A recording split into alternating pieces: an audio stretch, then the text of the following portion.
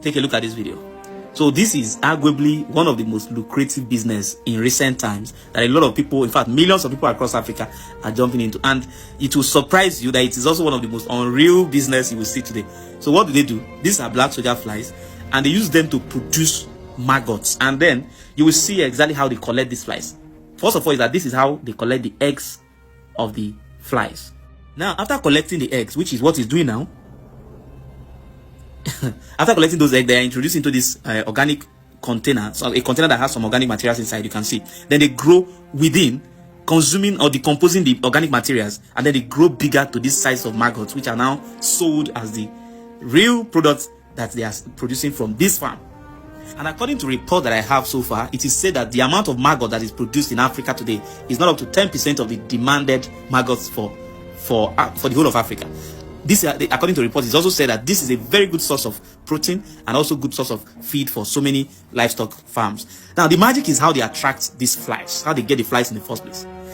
So, first of all, is that this is how they attract the flies.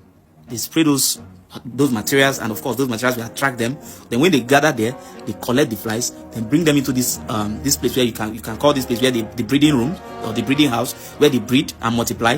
And then, as they multiply, look at these woods. Or is on these woods that they lay their eggs, and then the eggs are collected for maggot production. I don't want to call this the most unreal business I've seen in my life, but the amount of investment people are pouring into this and the amount of people that are joining this business today is scary, and it's beginning to make people feel like, what exactly is happening in this industry? What are people not telling us? But this is the first time I'm seeing a very well organized and a more standard settings for this business that looks like something that someone can say, okay, if it can be this organized, I think I can also invest in it. And I think I like the settings these guys have put down here. And the process is just the same. Gather the flies. These are free flies flying everywhere.